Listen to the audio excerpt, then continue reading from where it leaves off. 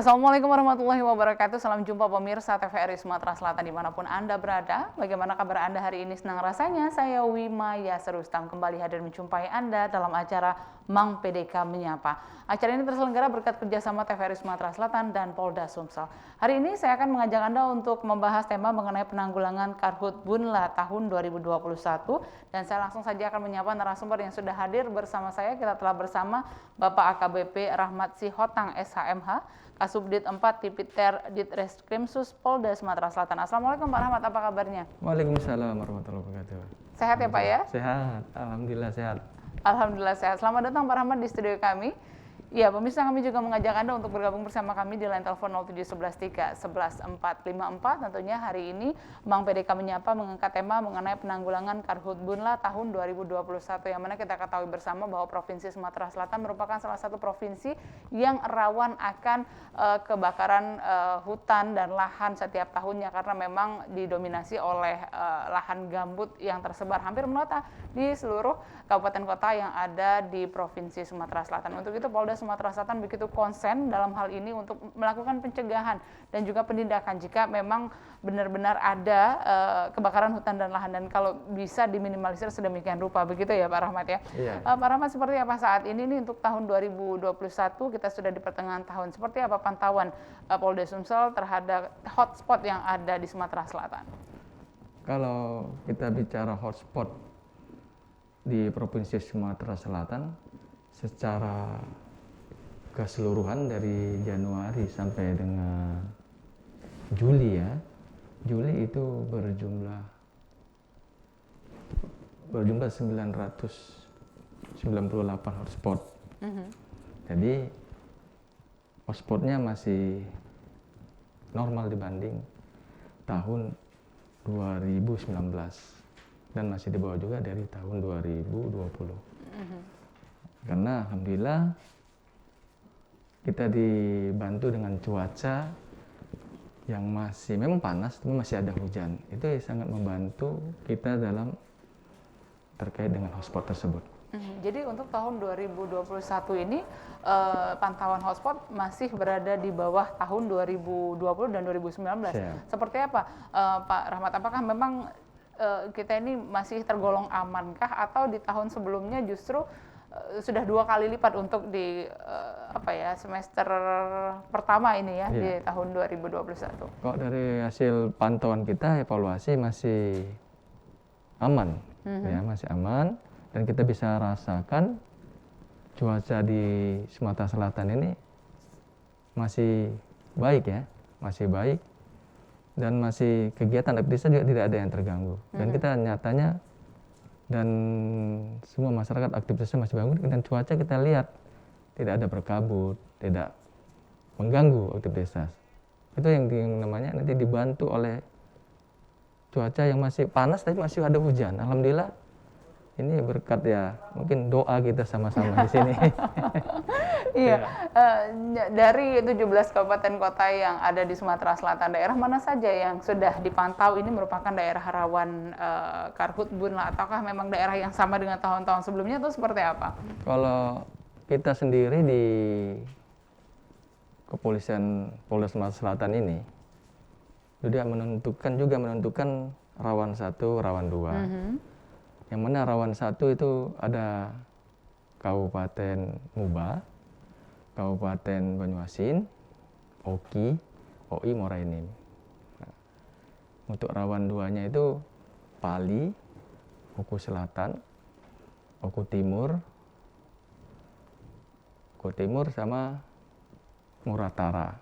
Nah, jadi ada tahapannya di situ, kita menentukan di situ karena tergantung juga dengan luas wilayah hutannya. Gitu.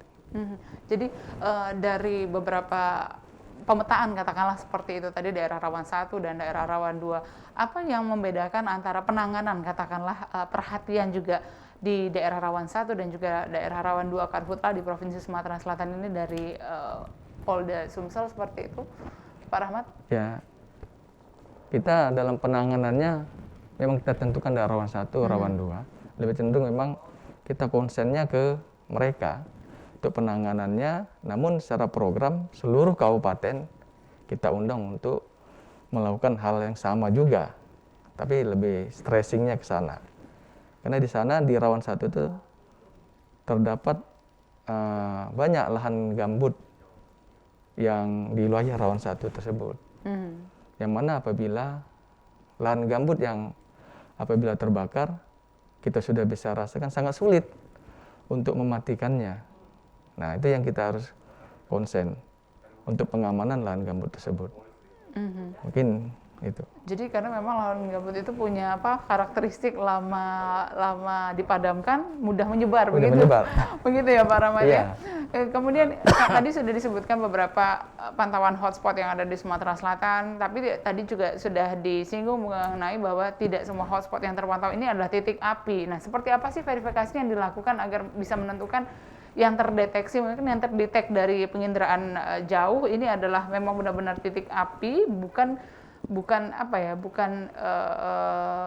yang kita maksud bersama memang kebakaran hutan dan lahan, begitu. Memang begitu ada hotspot dari satelit papan ya, dengan aplikasi Songket kita terdata di situ ada hotspot, maka kita perintahkan dari command center Polda ke command center Polres terdekat yang di wilayahnya, atau misalnya MUBA. Jadi MUBA wilayah mana Polsek ada api, maka di-share ke sana dengan titik koordinat sekian, tolong dicek di situ ada hotspot. Jadi biar masyarakat tahu, begitulah kerja kita, rekan-rekan kita di kepolisian untuk memastikan bahwa itu benar-benar fire spot atau hanya hotspot saja. Itu mereka menempuh jarak yang sangat jauh, kadang-kadang jalannya juga nggak ada, masuk hutan, keluar hutan. Pas sampai sana ternyata cerobongnya Pertamina, ya hotspot saja, memang hotspot ya, bukan fire spot. Jadi itulah tugas kita untuk memadamkan. Makanya masyarakat juga, pemerintah juga, kita juga bekerja sama dengan BPBD kan membentuk masyarakat peduli api kan, supaya bisa membantu tugas itulah. Tugas kita untuk memastikan Kades ya, apabila ada hotspot yang ada, untuk kita pastikan itu benar-benar fire spot. Jadi yang fire spot harus kita padamkan. Ya jauh sekali Mbak itu jaraknya, bisa nggak pulang-pulang dia itu 2 hari nggak pulang dia. Hanya untuk memastikan itu apakah hotspot atau fire spot begitu. Jadi itulah biar masyarakat jangan bakar lagi nah. Iya, kemudian juga karena keseriusan Polda Sumsel juga akhirnya membentuk katakanlah begitu tim drone squad begitu ya, Pak Rahmat. Itu salah satu juga untuk pencegahan kita, memudahkan kita untuk mengontrol lahan-lahan kosong atau hutan kebun yang jauh-jauh dengan memanfaatkan teknologi yang ada sekarang. Drone squad bisa berapa kilo kita patroli kan? Satu Polres. Itu dilakukan setiap hari begitu? Iya, dibuat jadwal oleh Polres masing-masing, dia Polsek yang ada drone squadnya, dilakukan patroli, cek dia menduan, dan kan harus memetakan daerah-daerah mana yang biasanya terjadi kebakaran di sini, mungkin dia patroli. Nah, begitu patroli itu juga bukan hanya untuk sudah terjadi, kita tahu siapa yang membakarnya nanti. Nah, kalau memang disengaja yang bakar ya kita proses. Baik, ini kebakaran hutan, kebun dan lahan ini menjadi salah satu permasalahan yang tampaknya setiap tahunnya menjadi permasalahan bersama begitu, khususnya di Sumatera Selatan Pak Rahmat ya.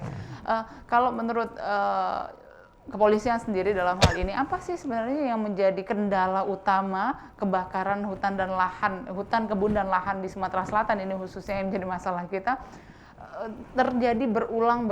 Apakah memang faktor kesengajaan, human error kah, ataukah atau justru memang kelalaian? Ya lebih cenderung kita lihat karakter Sumsel ya, adat istiadat. Juga kita tidak bisa pungkiri kebiasaan dari sononya, membuka lahan dengan cara membakar itu sonor ya, dengan sonor, termasuk juga itu namanya ya kalau di undang-undang hak ulayat. Jadi itu salah satu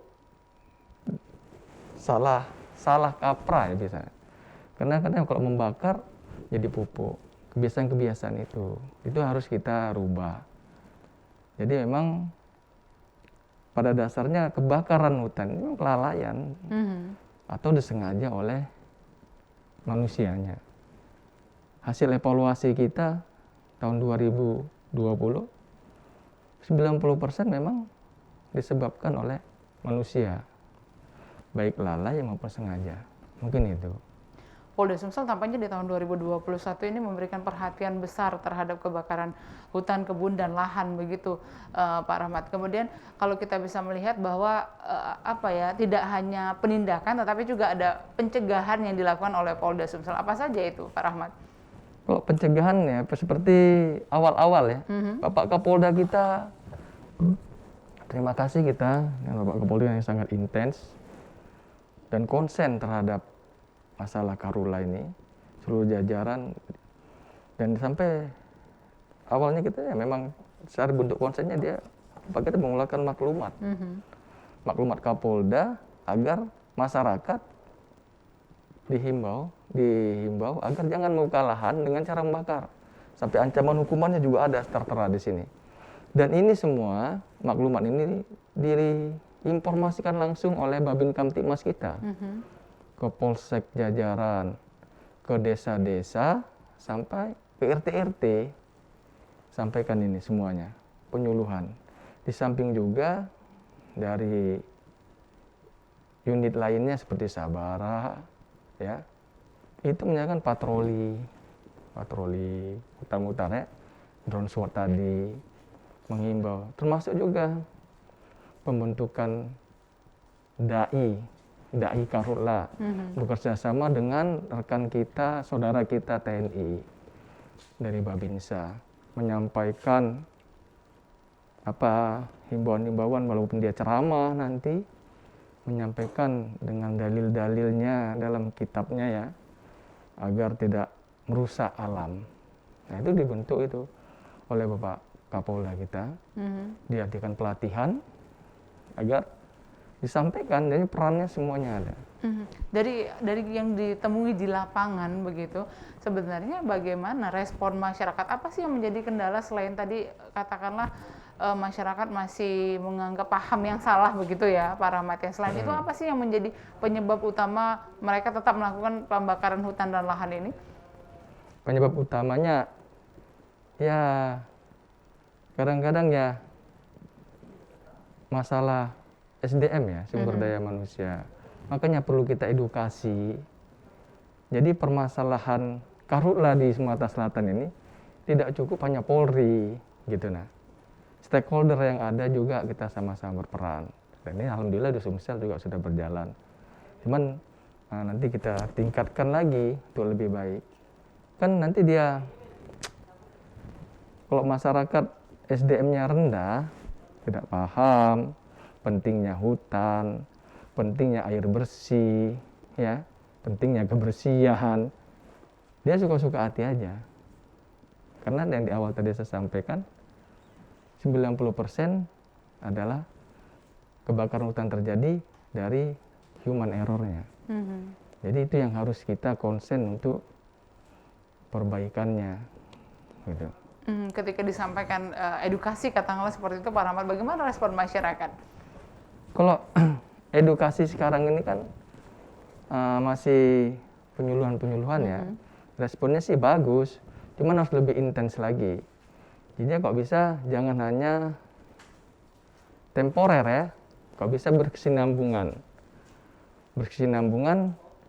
yang bisa berkelanjutan terus tentang menyampaikan pentingnya hutan, pentingnya menjaga sungai, pentingnya menjaga alam.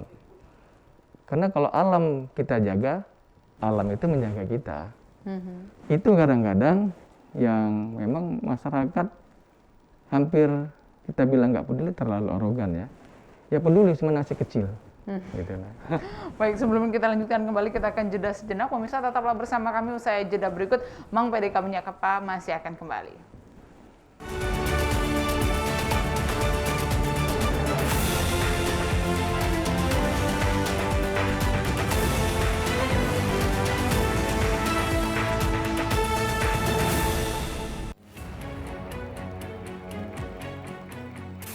COVID ini kita jadikan momentum untuk melakukan percepatan transformasi digital. Era TV digital ini sudah di depan mata. Yang penting untuk masyarakat itu kualitas siarannya bagus, bagi industri televisi itu sendiri atau penyiaran itu sendiri, agar segmentasi pasarnya nggak tergerus.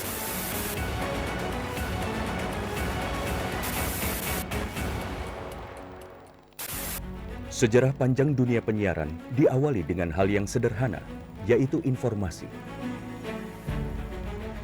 Semula informasi tersampaikan hanya didengar. Seiring waktu perkembangannya, informasi tidak hanya dapat didengar, melainkan dapat dilihat asal kejadian informasi itu melalui pesawat televisi. Pada tahun 1925, berdirilah Radio Batavia bentukan Hindia Belanda dalam menguasai informasi dan menjadi alat propaganda pada masa penjajahan di Indonesia. Melalui siaran yang terjadi pada tahun 1933, dipelopori oleh KGPAA Mangkunegoro ke-7 dengan mendirikan Solos Radio Vereniging atau SRV di Solo, dan di Yogyakarta berdiri Radio Mafro. Siaran SRV untuk melawan siaran hiburan budaya barat dengan siaran kebudayaan asal Jawa Indonesia yang siarannya sampai seluruh Hindia Belanda. Dan sejak tahun itulah menjadi tonggak sejarah penetapan Hari Penyiaran Nasional. Pada tahun 1945, lahirlah Radio Republik Indonesia, dan di mana teks proklamasi tersiarkan ke pelosok negeri yang menyatakan Indonesia merdeka. Sejarah dari dunia televisi adalah pada tahun 1962, di mana TVRI sebagai televisi pertama Indonesia yang mengudara dan menyiarkan langsung pembukaan Asian Games keempat di Indonesia. Hingga saat ini, Hari Siaran Nasional telah menginjak masa 88 tahun sebagai saksi dunia penyiaran Indonesia.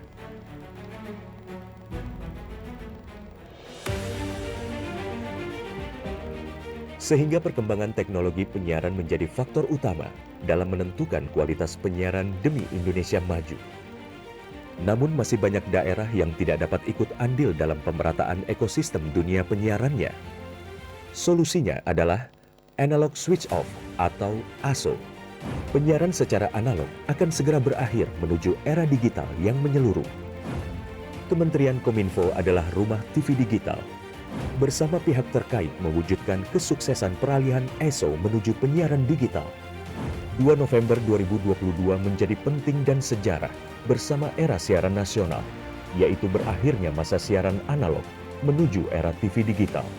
Digitalisasi televisi menjadi kepentingan bersama. Meratanya siaran hingga ke pelosok negeri, bersih gambarnya, jernih suaranya, dan canggih teknologinya. Menciptakan masa depan bangsa Indonesia yang lebih maju.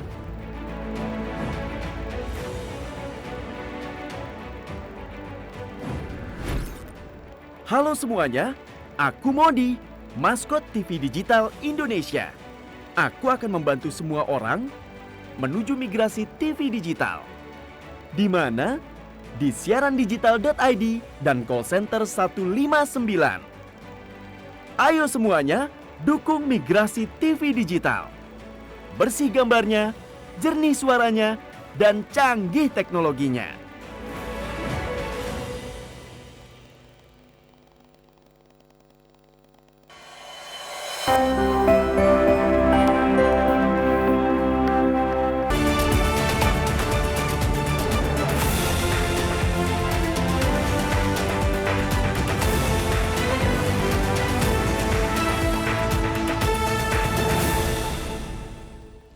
Terima kasih Anda masih bersama kami dalam Emang PDK Menyapa atau Emang Polisi Dulur Kito Menyapa. Ini merupakan acara kerjasama antara TVRI Sumatera Selatan dan Polda Sumsel. Masih kami ajak Anda untuk membahas mengenai penanggulangan Karhutbunla tahun 2021 di Sumatera Selatan. Pak Rahmat, sampai sejauh ini apakah ada perkara yang dilanjutkan, katakanlah begitu, sehingga saat ini sudah masuk ke laporan yang ditindaklanjuti dilidik begitu, Pak Rahmat?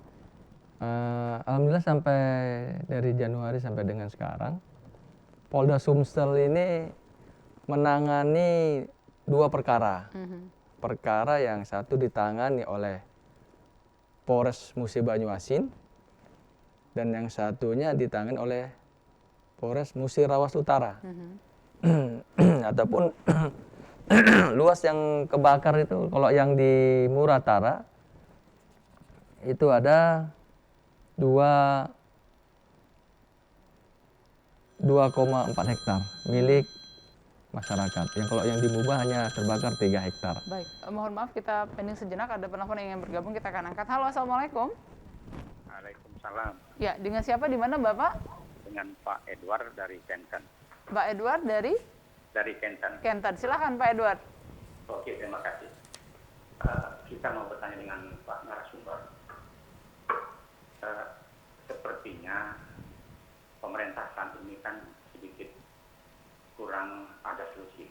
Kalau hanya melarang masyarakat membakar lahan, tentu ada solusi gimana mereka mau berkebun. Sedangkan perkebunan itu kalau tidak dibakar, 1 hektar itu Pak, saya rasa nggak bisa digarap. Jadi gimana nanti petani? Barangkali kalau Bapak polisi dari petani juga anak petani barangkali tahu persis gimana penderitaan masyarakat. Berikut permasalahan kebakaran sudah setiap tahun. Sepertinya sudah patut kita duga pada saat kemarau kejadian terbakar akan berulang. Tentu bisa kita antisipasi dengan cara yang rawan terbakar, apa bisa kita bikin tanah atau ada masyarakat desa yang memang kita pakai tenaganya untuk memperhatikan suasana daerah yang rawan-rawan terbakar. Kalau hanya kita minta dengan kades, kan dengan penuh kesibukan sendiri, saya rasa tidak akan selesai. Kalau masyarakat yang dibayar, saya rasa bisa. Saya rasa cuma itu, Bapak. Terima kasih. Baik, terima kasih Pak Edward di Palembang sudah bergabung bersama kami. Silahkan dijawab Pak Rahmat. Terima kasih Pak Edward. Memang pertanyaan yang disampaikan Pak Edward, memang dari tahun ke tahun ya itu solusinya apa? Kalau kita melarang ada solusi dong. Ya kita tetap juga kita ya di sini. Kalau memang cuaca di dalam status ini ya memang saat ini puncak panas ya, jangan membakar. Kalau nanti mau membakar sana ini bisa biasanya dikoordinasikan kepada Kades ya, dikoordinir oleh Kades. Apakah dia bisa membuka dengan membakar dengan cuaca? Tapi kalau memang panas cuaca memang nggak boleh. Nah, dengan berbagai sistem ada di blok-blok ya, cuman ya dilakukan oleh para Kades camat. Itu hasil rapat kita dengan pemerintah ya, pemerintah daerah. Cuman harus bisa dituangkan juga di dalam satu aturan. Nah, pelaksanaannya lebih rigid. Untuk memang kebakaran lahan terjadi setiap tahun. Kenapa dari setiap tahun? Nah ini juga analisa kita juga tadi saya sampaikan. Permasalahan ini terjadi setiap tahun. Terus terjadi berulang, cuma tidak selesai-selesai. Makanya saya ajak semua masyarakat di sini. Pemerintah bersama-sama kita untuk menuntaskan kebakaran yang terjadi setiap tahun ini. Tadi awal saya sampaikan tidak bisa hanya polisi sendiri. Tidak bisa hanya pemerintah sendiri. Masyarakatnya juga harus turut. Maka saya sampaikan perlu diedukasi bahwa masyarakat, bahwa hutan ini perlu loh untuk hidup kita, lingkungan ini perlu loh untuk hidup kita. Kalau kita jaga lingkungan, hutan ini, mereka jaga kita. Kalau dia kita rusak, ya dia rusak kita. Nah ini perlu bersama-sama kita, ya, untuk melakukan hal-hal yang memang yang baik untuk menjaga hutan kita. Jangan membakar lagi. Memang kita pemerintah sudah membentuk Pak Edward dari BPBD membentuk masyarakat peduli api. Masyarakat peduli api yang dibentuk oleh BPBD. Itulah ya rekanan dari mitra kerja kita, rekan-rekan kami yang ada di Polsek, Babin Kamtipmas untuk bersama-sama untuk menangani atau mencegah Karhutbunlah ini. Itu udah kita lakukan, cuman memang belum maksimal. Mungkin harus ada gimana ya, orang-orang yang memang ini tidak harus dibiayai. Kalau dibiayai semuanya, dari mana duit negara ini kan?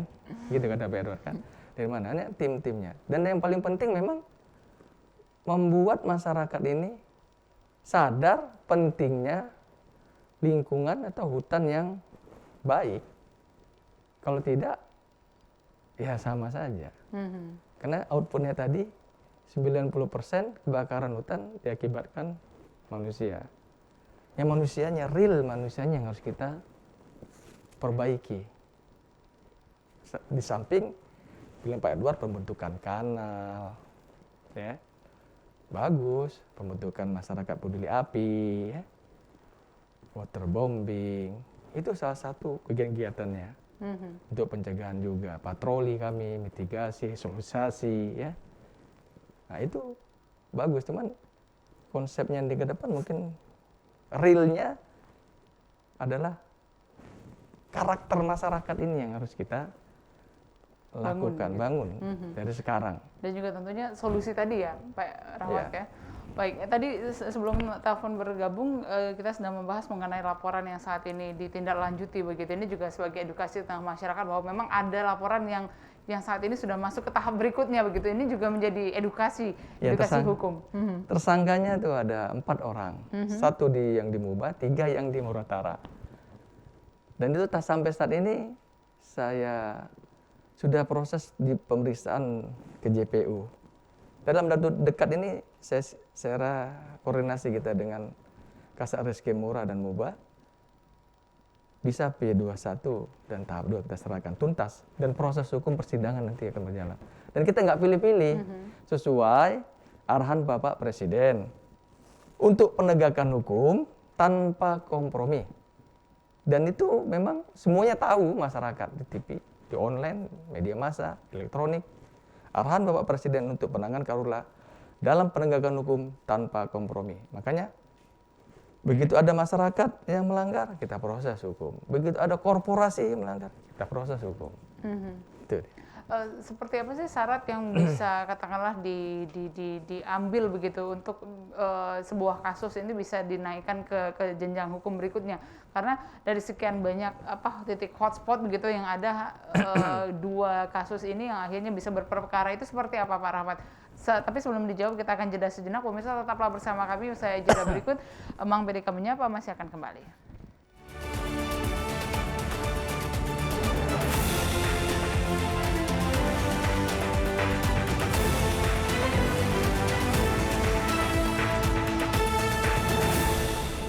Hai, goyang bambang. Yuko dulu gitu. Jadi berapa pempek? Apa dia? Pempek berapa? Dah jadi maca dengannya. 1,000. Hai, cukup saja dah tadi. Bayu, ambil berapa? Nah, ini cukup. Cukup boleh. Cukup. Oh, membahasa kita ni cukup. Baik. Aku mana ada cukup? Oh, ada cukup. Baik. Ada. Dengan ni banyak makan. Hai, sesuai badan ni. Baik. Oh, ai. Makan lagi tadi. Dem. Ayo, baiklah. Nabi, aku sikok Sikok be. Yo. Cukup be. Alang pecah terkipalnya sikok. Duk.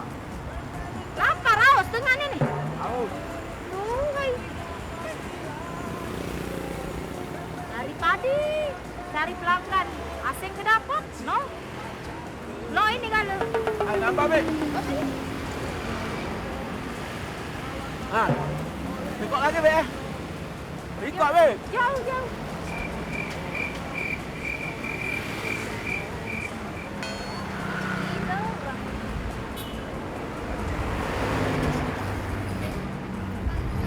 Sudah belum? Kenapa dengan? Sudah. Cukup apa be? Dah baca. Kamu berdua ini. Mati apaan? Apa? Ngapa? Makan 5 ngaku dua. Makan juga cuka sebotol. Emang ni abik dia ni, Bik. Makan pempek limeng aku duit. Leber, makan libok banyak panau. Kapan tanya sebab. Dengan dua-duanya ni seantanan.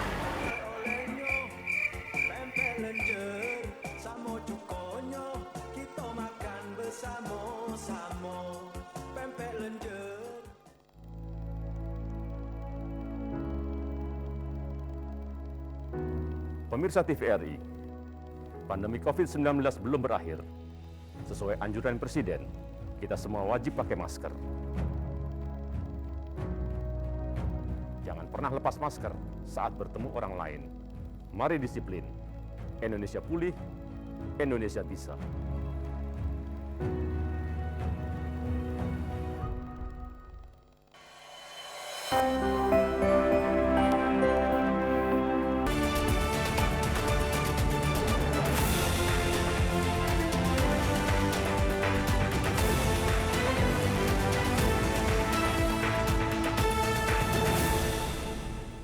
Terima kasih Anda masih bersama kami dalam Emang Polisi Dulur Kita Menyapa yang hari ini mengangkat tema mengenai penanggulangan Karhutpun tahun 2021. Acara yang terselenggara berkat kerjasama TVRI Sumatera Selatan dan Polda Sumsel. Pak Rahmat, kita lanjutkan kembali tadi sebelum jeda sempat disinggung mengenai seperti apa sih kasus ataupun juga hotspot yang bisa diperkarakan begitu, dilanjutkan prosesnya ke jalur hukum begitu. Ya.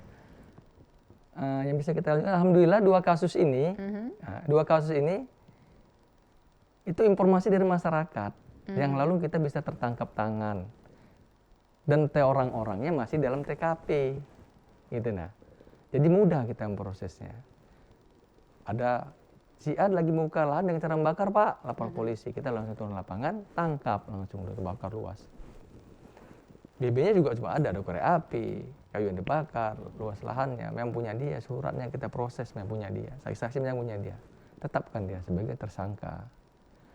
Yang jadi kendala ini kan kalau bakarnya di tengah hutan sana yang jauh-jauh.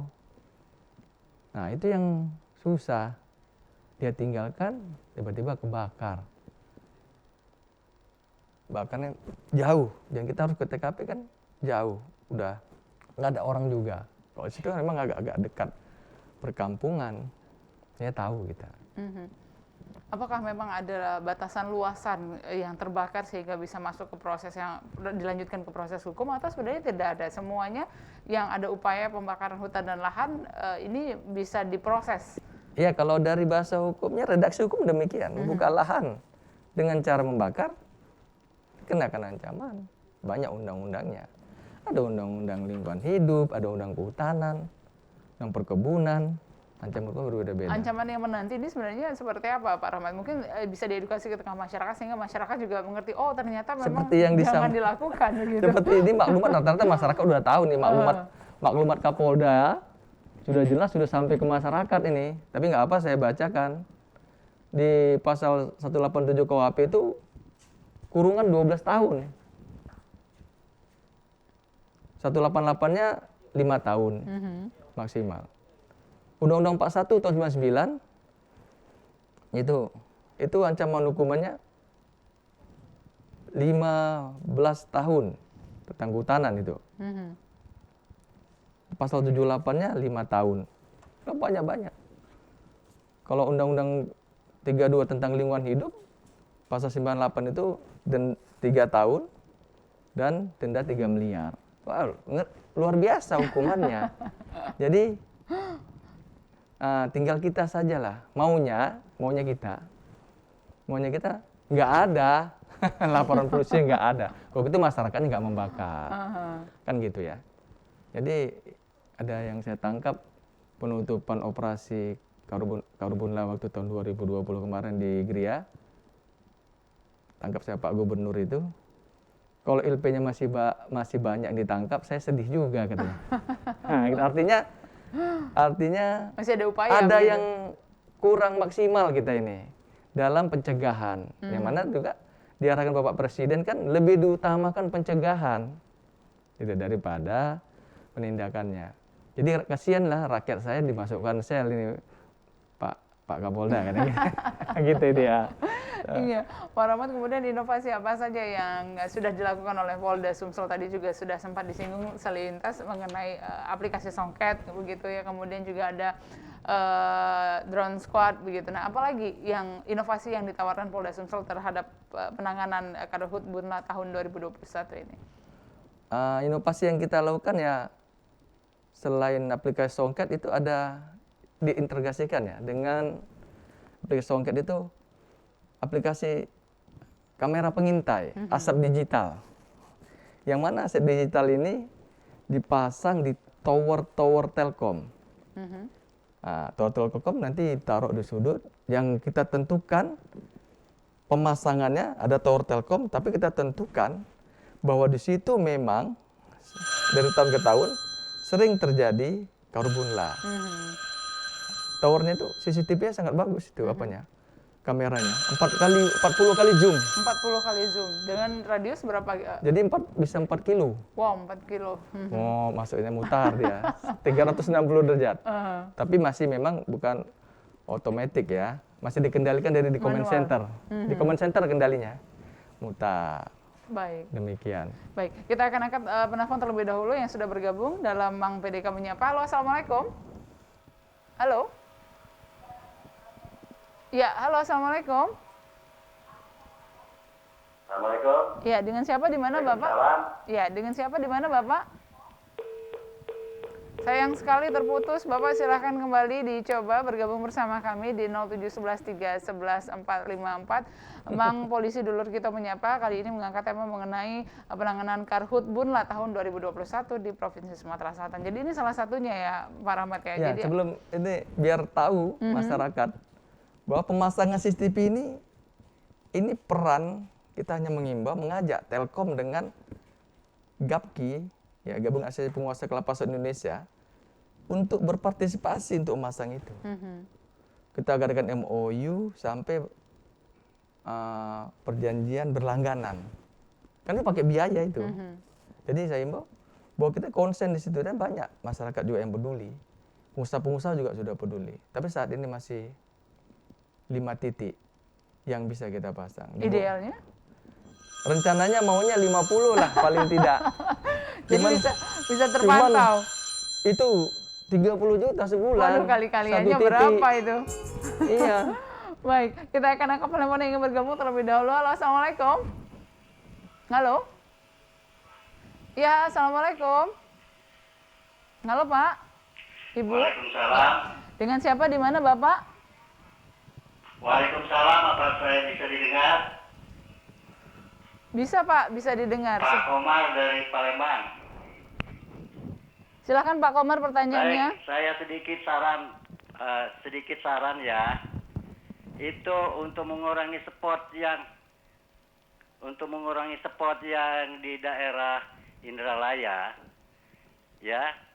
Saya pikir itu perlu dibuat pompa sekuensial untuk memompakan air sepanjang tahun ke daerah rawa, jangan sampai kering. Karena kalau kering pada musim kemarau, tanah gambut itu punya sifat self combustion, dia terbakar sendiri.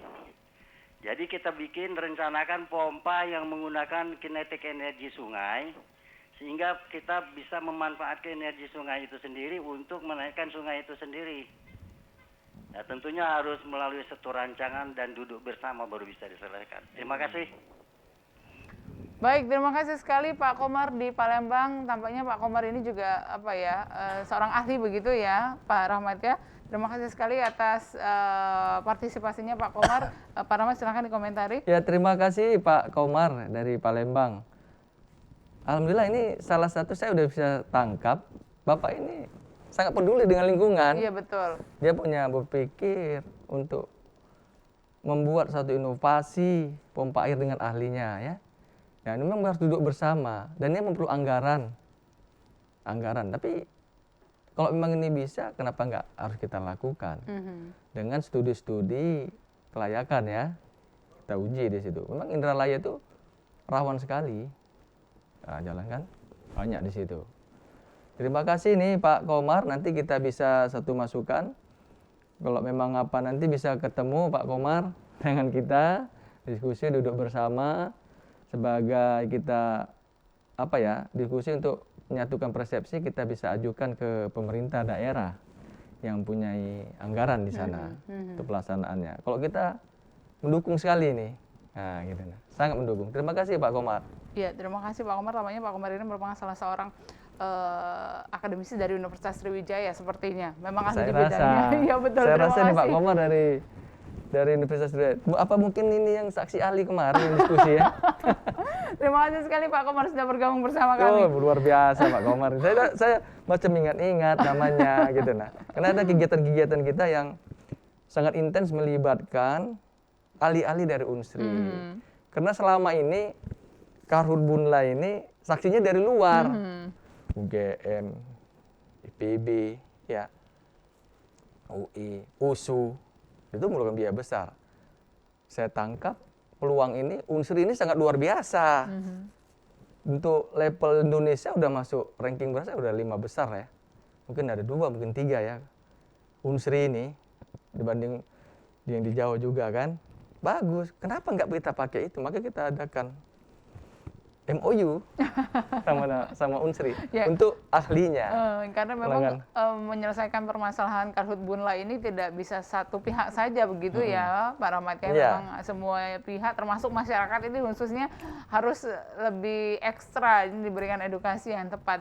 Nah Pak Rahmat kemudian juga misalkan ada sebuah kejadian katakanlah kebakaran hutan kebun dan lahan yang bisa dilaporkan. Kemana nih masyarakat ini bisa melapor dan apakah bisa terjamin kerahasiaannya begitu? Ya lapor ke Babin Kamtibmas kita ada di polsek. Tiap kecamatan ada polsek, bisa dilaporkan ke situ. Ada call center kita, ada sistem aplikasi kita Songket, ya. Sistem aplikasi Songket kita kan sudah di launching, bisa dilaporkan ke situ. Di atas dia mendownload dengan cara yang sudah kita tentukan. Bisa diketik nanti langsung masuk sini ada kebakaran hutan Pak, foto kirim gitu nah. Kalau orang kerahasiaannya sih nggak apa-apa ada kebakaran. Kalau orangnya pelakunya ya nggak masalah. Gimana kok kami polisi nangkap bandit? Tahu dia keluarga kita, yang nggak usah takut. Demi kebenaran lah. Karena biasanya kan jika berada di satu tempat itu biasanya bertetangga dan lain sebagainya, takutnya dikhawatirkan ini kan nantinya berakibat yang tidak baik begitu kepada orang yang dikenal ataupun yang lingkungan informasi sekitar. Aja nggak apa-apa, informasi kasih tahu udah, nanti kita yang nangani. Syarat-syarat apa saja Pak Rahmat yang harus dilengkapi untuk bisa melaporkan titik api begitu katakanlah? Biasanya di polsek ada Babin Kamtibmas, ada nomor telepon mereka. Tinggal di WA saja, Pak ada kebakaran di sini. Udah kita langsung tindak lanjuti. Juga gitu sih. Karena juga ada sistem pelaporan-pelaporan yang presisi sekarang yang ditangani oleh kita Krimsus, Humas, Irwasda, Krimum, itu mendownload, membuat laporan. Aplikasi itu sudah mendownload, membuat laporan, tapi dengan syarat dia KTP, KK, nama jelas, alamat. Kalau nggak jelas nggak masuk dia. Itu bukan hanya melapor. Bila nanti Mbak melapor ke polisi, tapi perkembangan perkaranya lambat, Mbak bisa tanyakan di situ. LP nomor sekian, kami lapor ke Polsek Saku, tanggal 1 Juli sampai saat ini tidak ada penanganannya. Mohon izin untuk dilakukan penindakan yang sebaik-baiknya. Lapor juga pengaduan masyarakat, ada aduan masyarakat, ada perkembangan perkara, gitu nah. Ada bloknya ya di situ. Bagus itu. Presisi itu Pak Kapolri, program Pak Kapolri sekarang IT benar. Jadi masyarakat harus mendownload terlebih dahulu aplikasi itu. Cuman dengan catatan tidak bisa main-main. Harus KTP benar, kakaknya benar, alamatnya benar. Nggak bisa dipermainkan. Kalau dia main-main itu HP bisa langsung di cut. Nah, di blok dia HP. Jadi kan banyak sekarang kalau dulu 911 ya, 910 ya, kita polisi ya. Yang telepon lain, main-main aja, kita capek kan. Ya jadi bahan permainan sampai sekarang juga demikian, masih ada. Comment center tuh ada teleponnya, dimana dihimbau masyarakat. Jangan untuk main-main ya dek. Nah, gitu. Nah itu kan iseng-iseng, gitu. Itu yang tidak boleh. Tapi untuk aplikasi itu sangat ketat, bisa itu. Tapi mendownload dulu. Baik pemirsa, sebelum kita lanjutkan kembali, kami akan jeda sejenak. Tetaplah bersama kami, usai jeda berikut Abang PDK Menyapa masih akan kembali.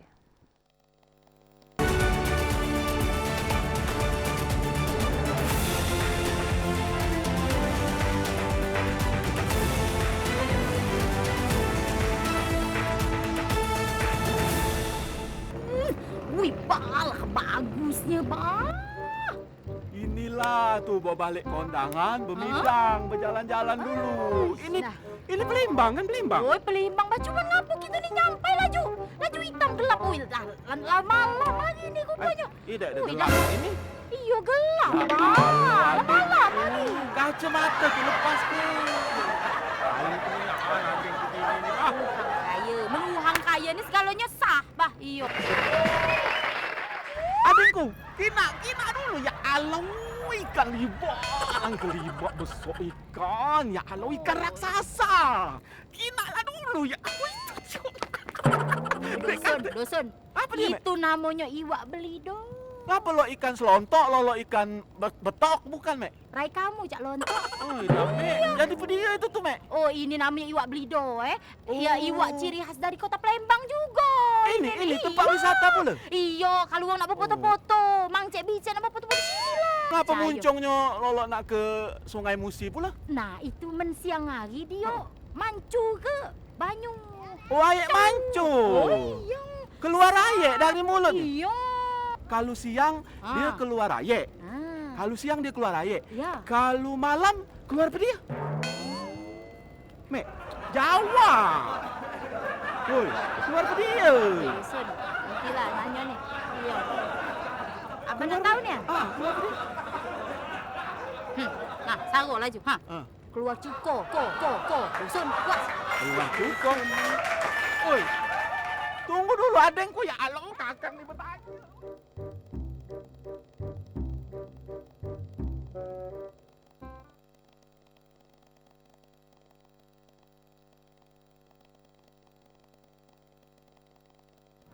Terima kasih Anda masih bersama kami pemirsa dalam Mang PDK Menyapa. Masih kami ajak Anda untuk membahas mengenai penanggulangan Karhutbunlah tahun 2021.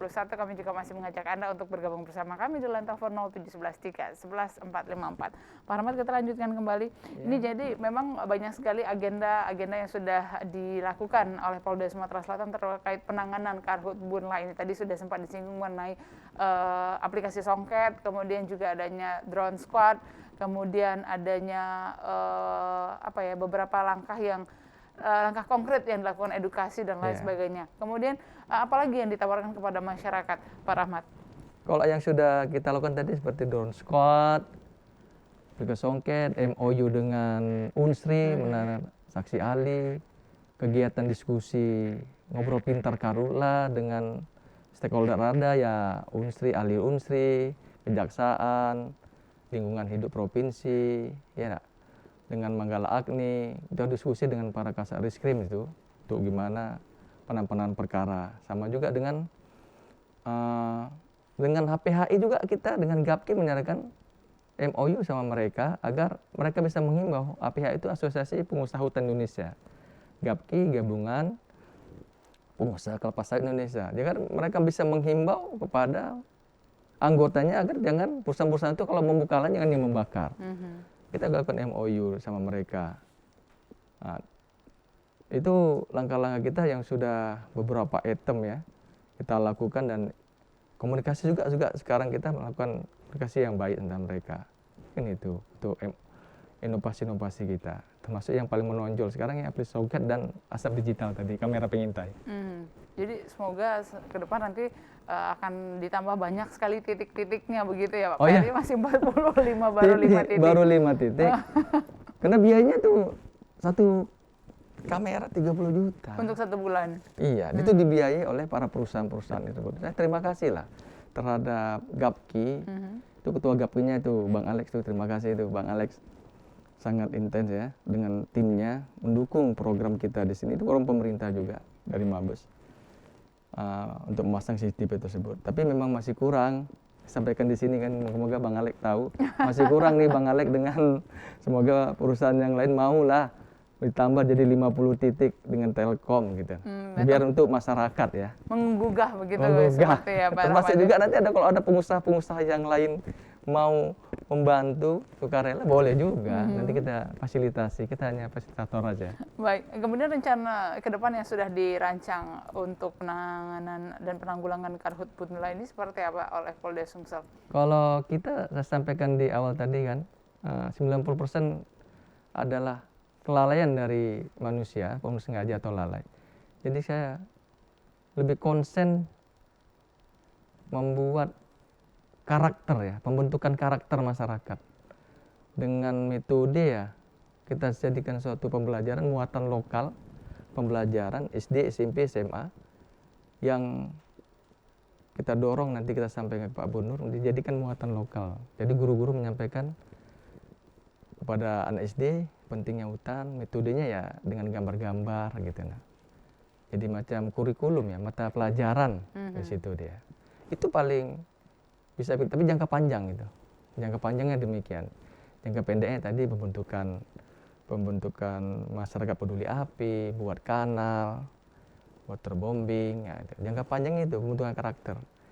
Jadi mempunyai karakter lah Sumsel ini tentang penanganannya hutan. 5 tahun, 10 tahun clear. Kalau kita lihat dari 2015 sampai sekarang sudah 9 tahun.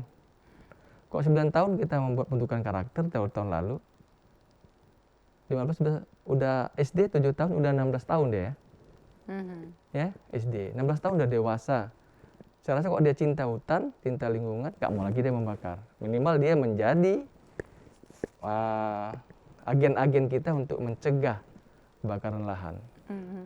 Baik, sampai sejauh ini goal yang ingin dicapai nantinya di untuk penanggulangan karhutlah tahun 2021 ini seperti apa Pak Rahmat? Karena sebelumnya kita ketahui bersama diharapkan memang zero hotspot, tapi pada kenyataannya masih ada begitu titik hotspot yang terpantau. Seperti apa? Gimana? Goal yang ingin dicapainya seperti apa? Karena diharapkan di awal memang kan kita berharap Sumsel ini zero hotspot di 2021, tapi pada kenyataannya memang masih ada begitu. Ya, kalau namanya target, namanya target, cita-cita. Kita buat cita-cita setingginya.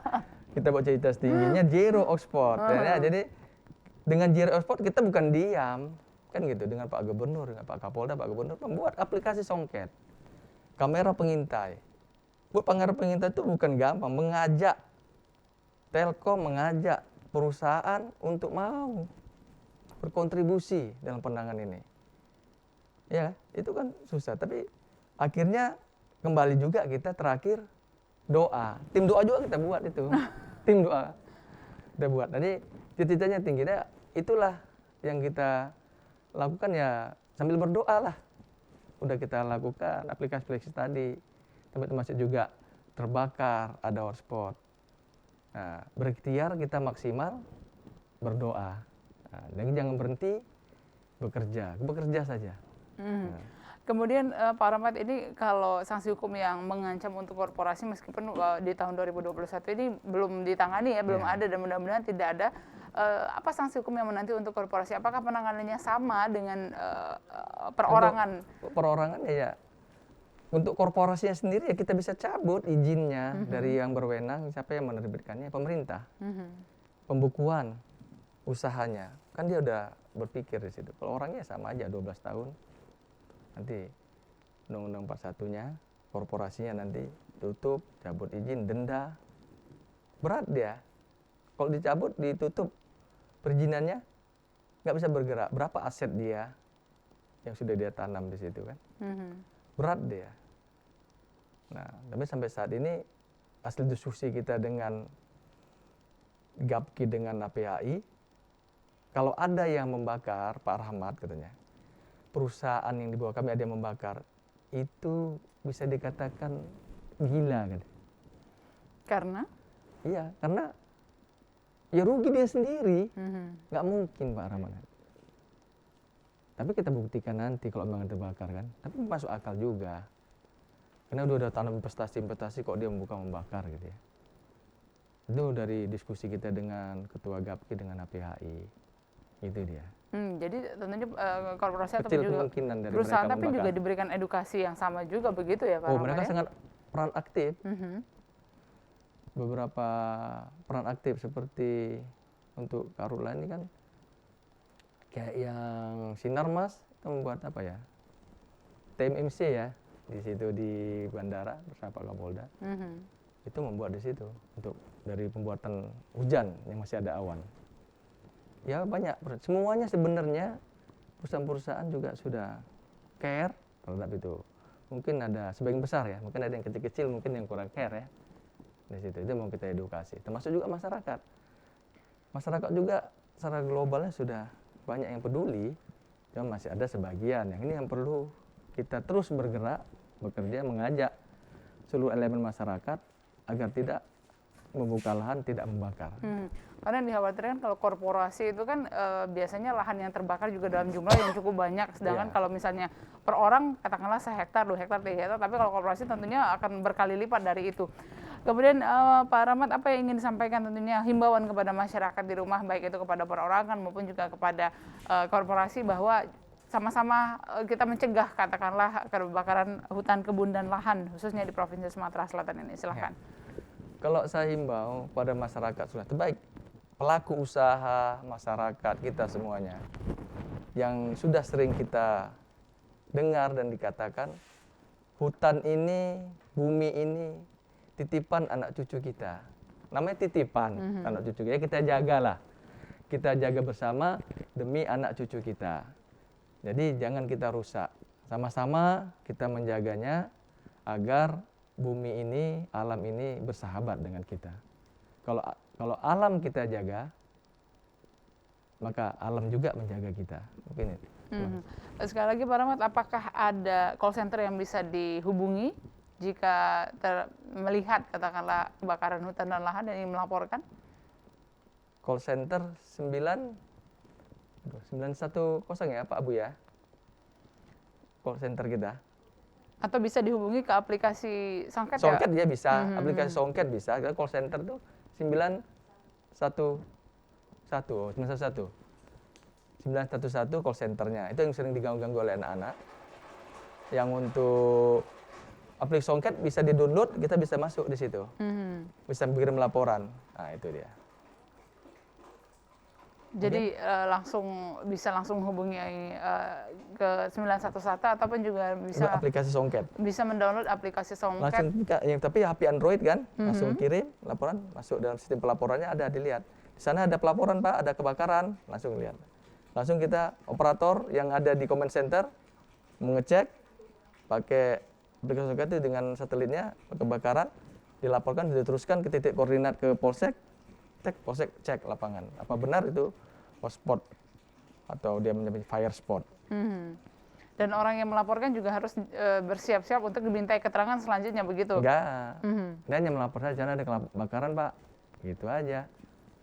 Dia laporan sudah selesai, kita yang cek ke TKP. Baik. Enggak pula kita tanya-tanya dia. Baik, jadi ini juga tentunya kita harapkan bisa memberikan edukasi ke tengah-tengah masyarakat bahwa ini pencegahan Karhutbunla ini tugas kita bersama, tidak hanya tugas kepolisian karena berat sekali ya Pak Rahmat ya.